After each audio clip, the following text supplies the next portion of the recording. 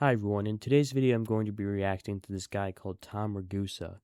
So he's a cooking channel. I haven't watched his videos before, but he gives people advice on how to cook.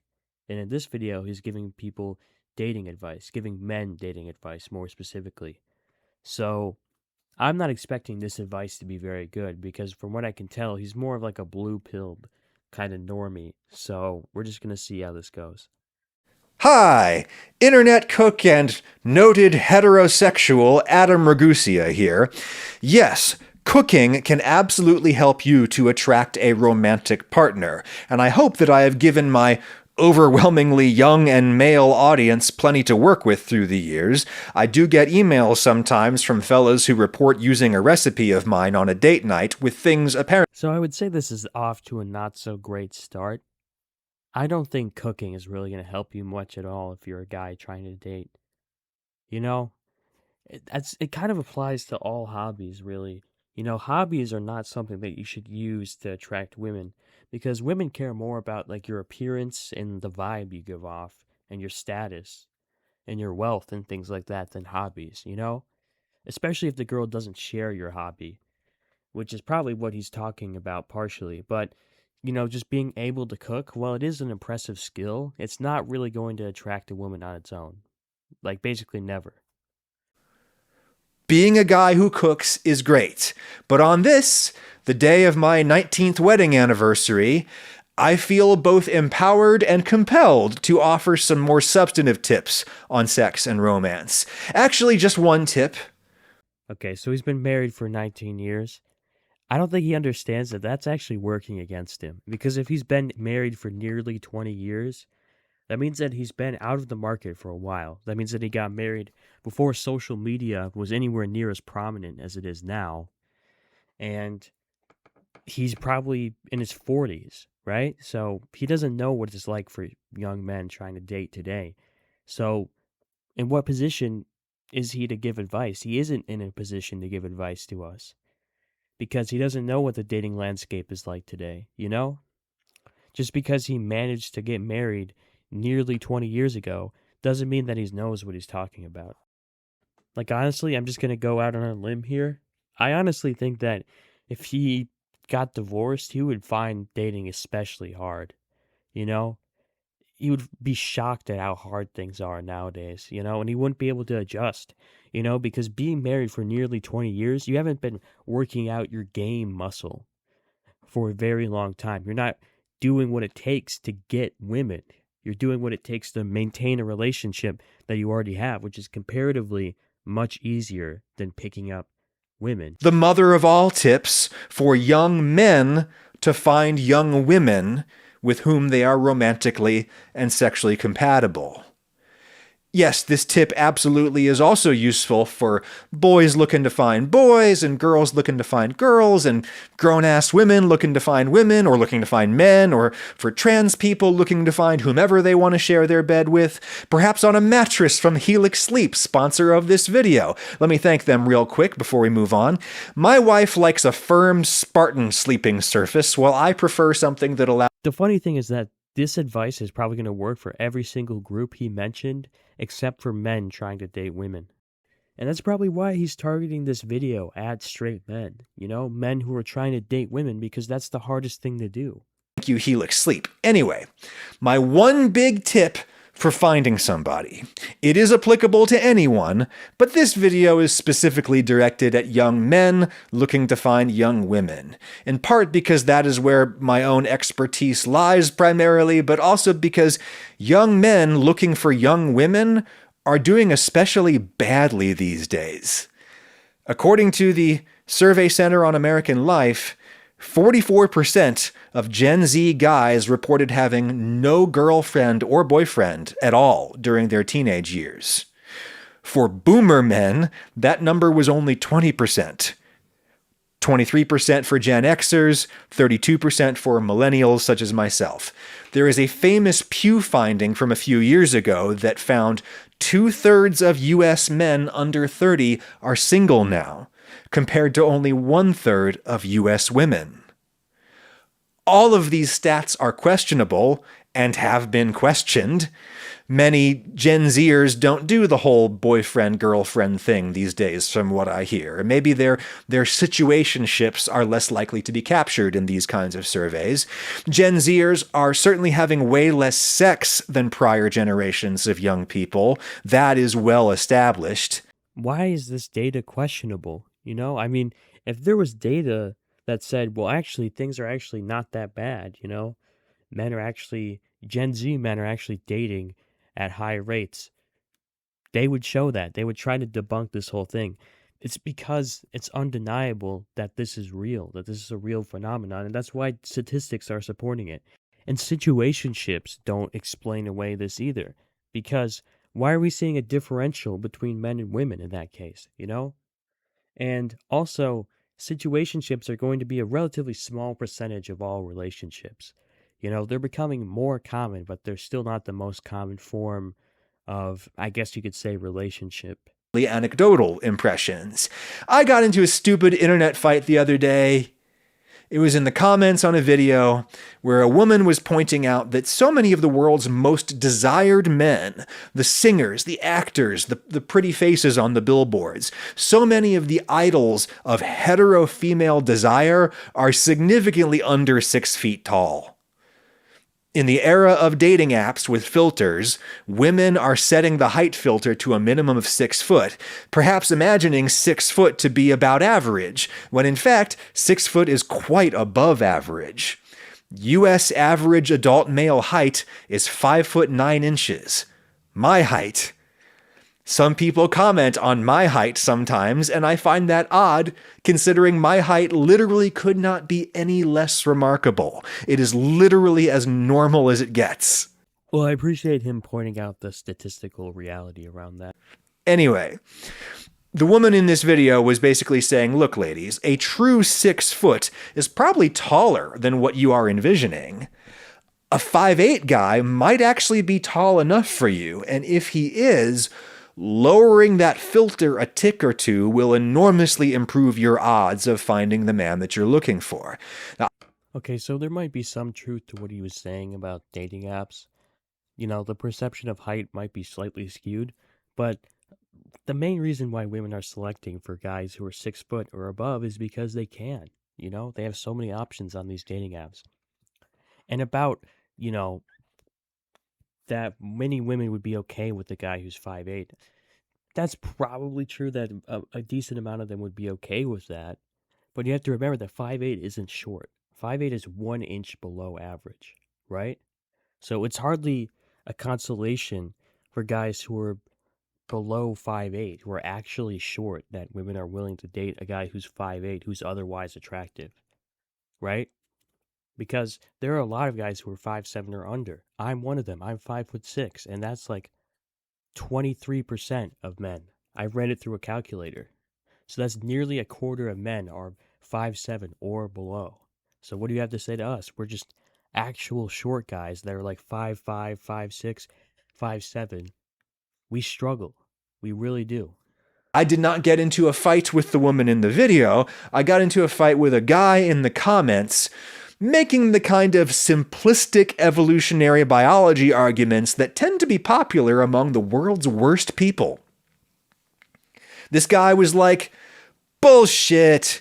Women are programmed to want big, tall protectors, and so the tall guys always end up getting all the women. You notice how he's setting this up? It's like he's almost priming people to hate this guy right from the start because he dares believe in evolutionary biology and evo-psych and all that stuff, or uses real statistics and analyzes them and comes to conclusions rather than, falling on some feel-good narratives.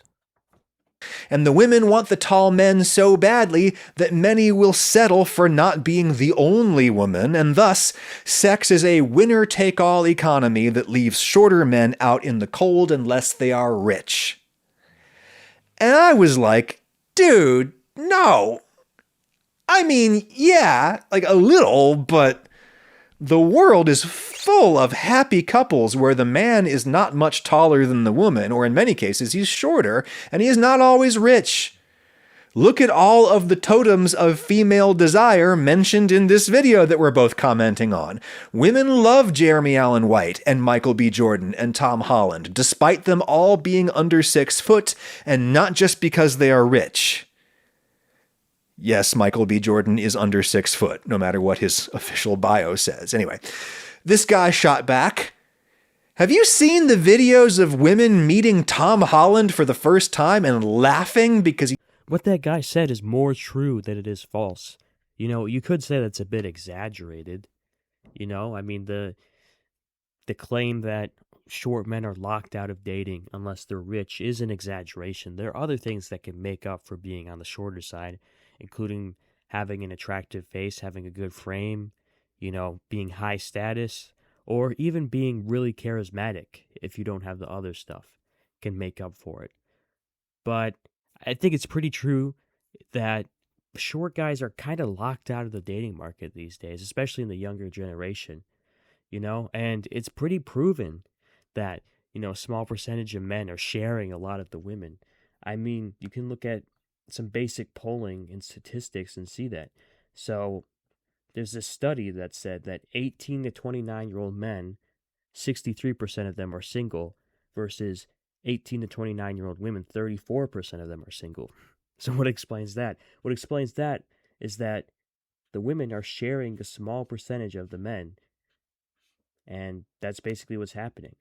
And he made the claim that there are so many short men that are in happy relationships in the world. In the world is really doing the heavy lifting there, because I don't think that there are a lot of Gen Z men in the West that are short that are in happy relationships. I don't think that's very true. You know, I would believe that there are plenty of boomer and, you know, maybe a few Gen X men that are in happy relationships that are short, or globally where there isn't as much competition in the dating marketplace. But Western young men that are short are not doing very well. And that's the main demographic that's going to be watching that video. So pointing to celebrities as an example is pretty funny, because these are literal celebrities. So they have a lot of status that gives them leverage. But even if we didn't take that into account, the so-called short celebrities that women are attracted to are not going to be very short, you know? Like, I'm pretty sure all of them are going to be at least like 5'6". Like, at the very least. That's going to be like the floor. You know, like, I doubt there are going to be many 5'3", 5'4" men that women are going to be lusting after, even if they're celebrities. He's so much shorter than they were expecting. And at that point, I felt that I had diagnosed the problem with this guy. This is a guy who pretty much only knows women from the internet and not... Interesting. So, I'm someone who doesn't only know women from the internet. I'm someone who actually tries to approach women and talk to them. And I can say that he's right. He's more right than he is wrong. I'll say that. You know, women are going to be pretty standoffish when a guy who isn't, you know, highly attractive approaches them. That's just a general rule. You know, that's a fact of our generation, is that they're not going to be as receptive, and they all chase after a certain number of guys. You know, you could see it in real life. Honestly, hypergamy is even more brutal in real life than it is online, because online you're going to have blue pillars like this guy yelling in your ear saying that it doesn't happen. When you go in real life, you can see that it happens for yourself. Not from real life. Because here's how it works in real life, boys. Gather around and listen to old man Ragusea. Here's how it works in real life. In real life, you do things. You go places. You go to school, where you meet lots of women about your age. You go to a study group at the library, where you meet lots more women. You join a student organization. You join a band. You join a choir. Oh, the women I used to meet in choir practice. You get a job at a real physical place where you do real physical work with other physical people. Okay, most of the guys who are complaining about this are not neats like you think they are. Most of them are going to places where there are women and they're still not getting women. You know, I'm at college. I'm a college student. I didn't meet any women that eventually became my girlfriend at college naturally. That doesn't fucking happen in this generation because women are hypergamous and they only give choosing signals to a certain number of guys. And if you approach them, it's creepy, it's weird, and you get ostracized. That's what it's like if you try to meet women in these sorts of environments if you're just a regular guy or below average. And I just realized that I inadvertently copied this guy's tonality. Get the dating app. Get a job at a restaurant, for God's sake. Between the front and back of house, restaurants tend to have a pretty balanced gender makeup, and it's a place that centers corporeal pleasure and alcohol and staying up late. Oh yeah, alcohol. You know, just both get drunk and then sleep with each other. That's a really great idea. You know, that's a really great idea if you want to get charged with SA. And just because that environment is, you know, conducive to people hooking up doesn't mean that women are going to suddenly want to hook up with just any guy. They're still going to go from a very small percentage of guys. In fact, it's going to be probably more skewed than it is in most other environments. And everybody is sleeping with everybody else at nearly any restaurant you go to. Working at a restaurant is like being in Fleetwood Mac. You get a job. You get involved. Join a political organization, or a faith community, or a fan community. Anything where people get together in physical meat space, and it's not just a sausage party. This is just terrible advice. Don't go to hobby places expecting to get laid. Go to them expecting to get rejected and friend-zoned. And I can't emphasize enough how much I see guys who are already in these spaces who aren't getting laid anyways, who aren't getting attention from women, because it's more common than he thinks it is, you know? It's like, it's a pretty common thing to be part of these social groups, you know? But it's like the guys in there are just all gesturing for the girls, and they're not getting shit. It's like, it's terrible advice. It's outdated advice anyways. The way to get women is to actually approach them in a non-warm environment so that you can actually get volume and actually make mistakes without there being huge consequences. If you approach a woman and you're so-called creepy in one of these environments, then you could just say goodbye to ever being accepted in that community ever again. When you just live life out of the house, when you do interesting things with interesting people, chemicals will react, often in unexpected ways. Back in my dating days, I had relationships with women who were taller than me, shorter than me, prettier than me, less pretty than me, all of that. Because when you meet actual women, when you engage with them as something other than a potential sex partner, when you work with women, when you create things with women, when you go places with women, you learn things with women, you will find that a woman becomes interesting to you, not just because of how she looks, but because she is interesting. Okay, so this is some huge cope. He's saying you become attracted to them for reasons other than the way they look. Okay, but didn't he just mention before that he's dated women that are more attractive than him by just meeting them through these environments? It's outdated advice, like I said before. You know, this guy's probably in his early 40s, if I had to guess. And he's probably talking about his experience when he was in his 20s. That was a long time ago. You know, it's outdated advice that doesn't work in this generation. Women aren't just going to find you attractive because you're in the same vicinity. Most guys leave the house. Most incels leave the house and just don't get attention because they aren't good looking enough or charismatic enough or high status or whatever else. They just have too low SMV, too low value in this hypergamous dating market, and they're getting overlooked. Because you are invested in her as a human being in her own right. And then that goes the other way too. Yes, most women care about looks when seeking a partner, but that doesn't mean looks are the only thing they care about. When you develop a sincere emotional bond with somebody by living life with that person, by doing things with them, that emotional connection can supersede a whole lot of other factors that people consider when choosing each other. This is my tip, the tip for young men looking for young women. Make friends with women. Yeah, it's a great idea to make friends with women if you want to be exploited and reduce yourself to a simp and not feel like a man. You know, to give her all the attention she wants and get nothing in return. Don't get a romantic relationship, don't get to sleep with her.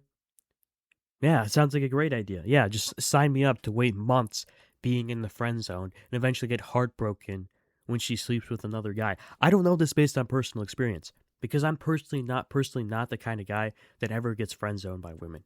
Okay, if you're in the same vicinity with a woman for long enough and you find her attractive, you should make a move, okay? And if you don't, then you probably have low testosterone. You're probably you're probably pretty beta, you know? And not just so that you can hit on them, but because you need friends. Friends are good. Women make really good friends. And colleagues. And bandmates or whatever. If you live an interesting, involved life with women, you will make pre-romantic connections with far more women than you could ever even have a relationship with. I was friends with so many women where we had an obvious spark between us, but we were never both single at the same time. The stars never aligned, and so nothing ever happened. But the stars did align enough times. More than enough times. Perhaps too many for my own good. Okay, so that's some nice humble bragging there, but you have to remember that this was over 20 years ago. You might say, well, what do you know, old man Ragusea? Nowadays, everybody meets on dating apps, and so flirting in real life is regarded as harassment. Bullshit. I mean, yes, the standards and practices of flirting have changed a lot over the last several generations, but one advantage of the female empowerment that you may decry is that most women feel perfectly comfortable making the first move these days, and so... Oh my god, no. I would say they even do it less these days than they did it before. Maybe when he was dating. Women are still very passive when it comes to dating. Women only support women's liberation when it benefits them. When women's liberation gives them responsibility, they hate it. They hate having to take initiative. They want guys to come up to them. And they think that, approaching a man is somehow going to give their power away or lead to a bad dynamic. Generally speaking, you should let them. Let the connection blossom organically. Let it grow to the point where you both obviously know that something is going on, but you haven't quite acknowledged it yet, and let her be the one to first nudge her toe over that imaginary line between you. Okay, this is just terrible advice. If you follow this advice, you're just going to be a virgin until you're 30 years old. She lives in a world that is legitimately dangerous, so give her the safety of controlling that first move. And if she never does, do not blame the friend zone. There are guys who think that being friends with a woman will cause her to rule you out as a romantic partner. There is no evidence of such an effect. The far more likely explanation is that she would have ruled you out as a romantic partner no matter what. The fact that you are friends with her is incidental. Not everyone you like is going to like you back, and you have to be a big boy and deal with that. Okay, that's a little bit of condescension there. Most guys are aware of that, Most guys aren't unreasonable. Most guys just want one girl who likes them back, and even that is too much to ask for. Is it harder now for young people today to be in physical community with each other, to allow these chemical reactions to occur? Yeah, absolutely. It sucks. It sucks that we've lost so many third places, a physical place that is neither home nor work, where young people can just be together without necessarily having to Okay, at least he's acknowledging that. buy something. It sucks that we have created an inherently atomizing, alienating built environment where we don't walk or take the train in close proximity to strangers anymore. You are in your automotive or your suburban pod, safely quarantined from everybody else in the Matrix. That sucks. It sucks that we walk around with addictive screens in our pockets that offer some of what you get from physical community, but not everything. The internet is like a diet of a seafarer of yore. It has enough calories, and it seems like it should keep you alive, but it's actually lacking some crucial micronutrients that are not immediately obvious, and eventually you will get scurvy and die. The internet is like that as a social food. It offers some of the substance of what you need, but not everything. And if you only get your social food on the internet, you will slowly get sicker and sicker. Even as you cram more and more of it into your face to compensate, it is simply lacking in certain key nutrients. I don't blame you, my young male audience, for the way that you struggle to find real community with lots of other people, including women with whom you might connect, even if you don't look compatible on a dating app. It's harder for you guys to meet people, but hard does not equal impossible. Ask any disabled or neurodivergent person about that. Improvise, adapt, and overcome. I do blame you guys when I see you talking about women as though they are animals acting purely on instinct, as though they have no interests in men beyond what the ancient reptile part of their brain tells them to pursue. Hey, maybe you are projecting, my guy. There are guys... Well, humans are animals, and we are ultimately motivated by similar things to other animals. Who want women as sex objects and as domestic servants who have no interest in women beyond any of that.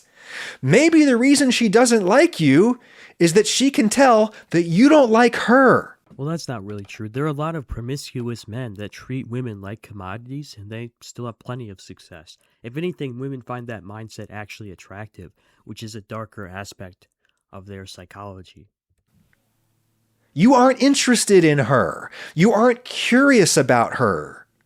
You're not invested in her success or self-actualization. You just want a nicely shaped body that folds laundry. Well, my guy, if you're a shallow asshole, then the only women who are really visible to you are also going to be shallow assholes. Maybe you deserve each other. The rest of us have never needed dating apps or even bars to meet. I met a woman in a bar one time, and it did not prove to be a particularly good choice. Everyone else I ever got involved with, I just met by existing in the world with women. By being in partnership with women, and by caring about women beyond my own desire for them. Now, I will admit that despite my own neurodivergence and unremarkable physical attributes, I do have higher than average game with women. I've got good chat, as the Brits would say. I don't know. I'm not going to straight up say he doesn't, but I'd like to see him try to compete in this current dating market. I mean, he's been out of the game for almost 20 years. So, like, how can he possibly say that he has good game? Maybe, like, 20 years ago he did for the time. You might have a less intuitive sense of what women want from you when they're getting to know you. Well, here's a bonus tip for you. Get off the internet, pick up a goddamned romance novel. There is this huge and rapidly growing industry that is mostly women writing stories for other women about what women want. I mean, the things that happen in these books are things that they would want, you know, a guy who's super high value to do to them, you know? Like, not something that they would want an average guy to do just leading in. It's a cheat code, and it's waiting right there for you to learn it. Don't know which book to read? Go to your local romance bookstore. Even in a modest-sized city like Knoxville, Tennessee, we have multiple such establishments at this point, including Good Girl Books, which my wife of 19 years, Lauren Morrill, co-owns with her friend Rayanne. Their favorite kind of customer there is the clueless dude who shows up and says, "Oh, I'm not sure what I should get. Can you help me? I'm kind of awkward." Ooh. They love that guy because his very presence in a romance bookstore indicates that he is interested in the inner lives of women. If you want people to be interested in you, you generally got to show some interest in them. Be in community with women in real life. Eventually, one of them will probably look past your superficial shortcomings, and perhaps you will learn to do the same. Now, stop watching YouTube and join a choir. I swear to you guys, choir. I mean, so that wasn't a terrible video. I'm not angry at this guy, but I think that was pretty typical blue pill advice. So if you want to have success, don't listen to that. And maybe watch my channel and subscribe to me. So yeah, thanks for watching, everyone.